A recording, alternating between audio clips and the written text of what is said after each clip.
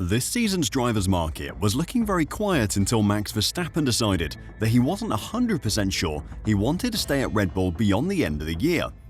With the team's performance in a worrying decline and staff leaving like rats from a sinking ship, Verstappen was right to be worried. He was very public about saying he wasn't sure if he would be with Red Bull in 2026, and Mercedes boss Toto Wolff has also been very keen to let everyone know that it is his team that Verstappen was potentially moving to. With both parties seeming to gravitate toward each other, it was almost destined to happen. Wolff has finally given a statement though which reveals the future of the Mercedes lineup, and today I'll check it out as well as talking about what the future now holds for both parties, so don't go anywhere. For months now, everyone has been speculating about what is happening with Max Verstappen and the Mercedes lineup. Toto Wolff has been very honest about the situation at his team. Both George Russell and Andrea Kimi Antonelli are out of contract at the end of this season. He is happy with that lineup. Both are good drivers who can deliver. Antonelli has been fine in his rookie season, and George Russell has been making the most of the machinery he has. They work well together as a pairing, with George Russell the driver for now, while Antonelli is obviously one for the future. If that Mercedes lineup stayed the same for next season, then Wolff would be more than happy. However, Max Verstappen has made things difficult. Over the past couple of years, Wolff has had no issue telling anyone who'll listen that Max Verstappen is open to talking to his team. When it became a regular feature at race weekends last season, it was dismissed at first. It just sounded like talk to try and cause trouble for Horner, and it worked. The now ex-Red Bull boss would get annoyed with the constant questions about his driver's future. However, there was a switch at some point when Verstappen went from completely ignoring the questions to saying things like, "I'm not thinking about next season," or "I'm just focusing on this season with Red Bull and we'll see for next season." Ambiguous answers which definitely didn't confirm that he would be a Red Bull driver in 2026. Then there was Helmut Marko chiming in with comments about exit clauses and Verstappen's contract allowing him to leave the team at the end of 2025. Maybe it was just some big conspiracy to mess with the media, but there really did seem to be something there. Verstappen hasn't been happy at Red Bull this season. His car is midfield at best, but it's probably worse than that. His teammates have scored 10 points to his 165. Remove Max and replace him with someone of similar quality to Tsunoda, and Red Bull have just 20 points. That's 16 less than the Racing Bulls, and only enough to put them 9th in the Constructors' Championship. Horner tried his hardest to blame his second drivers, but the evidence was there for everyone to see, and even Verstappen was saying it. The drivers weren't the problem, the car sucks compared to the competition. With all of this happening, the odds of Verstappen leaving for Mercedes have only been increasing. It's been easy to get caught up in the excitement and speculation of it all, but in reality, Verstappen has no need to leave just yet. With the new set of technical regulations beginning next year, no one really knows what the competitive order will look like.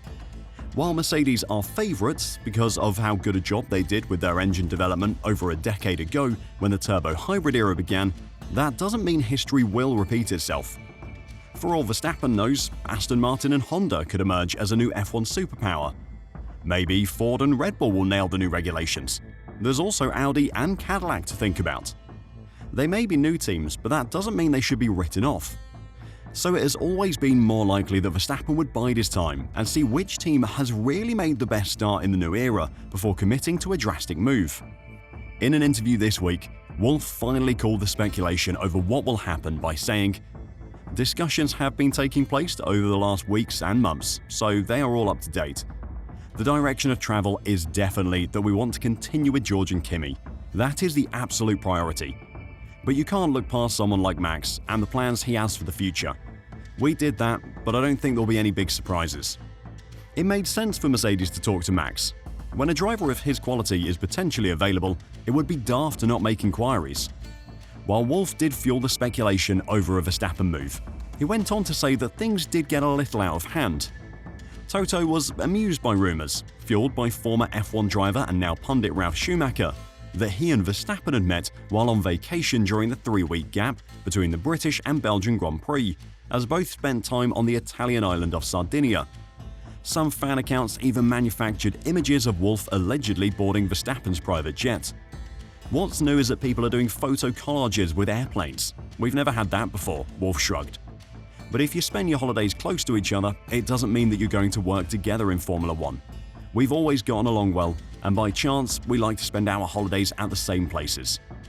For now at least, the speculation over Verstappen and Mercedes will end.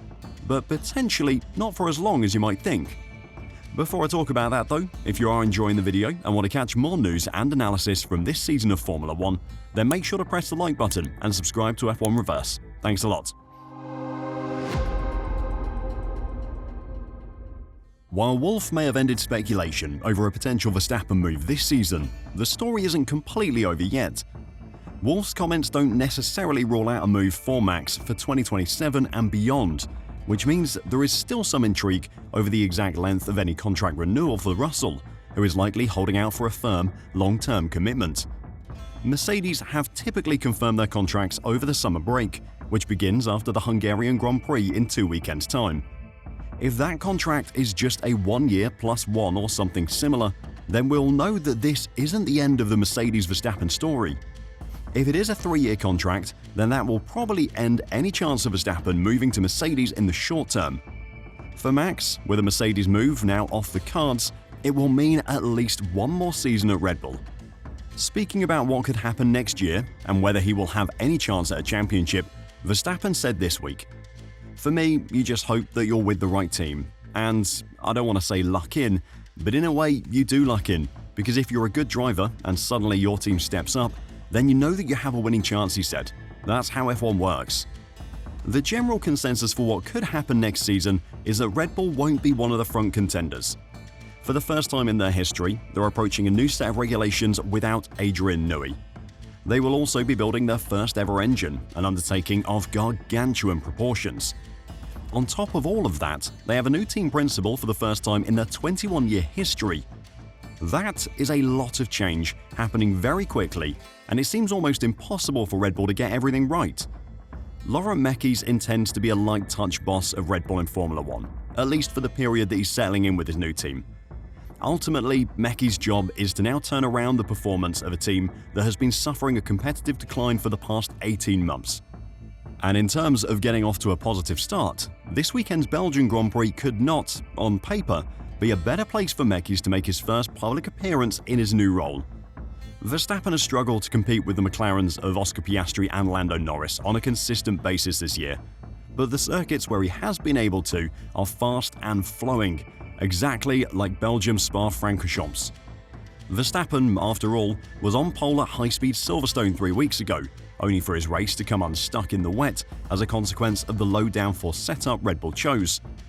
Spa is famous for its long, demanding, fast corners, just like Suzuka, where Verstappen won from pole. It would be no surprise to see him repeat that feat this weekend. Of course, winning one race 2 weeks after getting the job won't be a reflection on Mekies. In such a short amount of time, he will have done nothing to significantly affect the car or the team for this season. It's on next season that Mekies' performance will be judged, and Verstappen's future will be decided.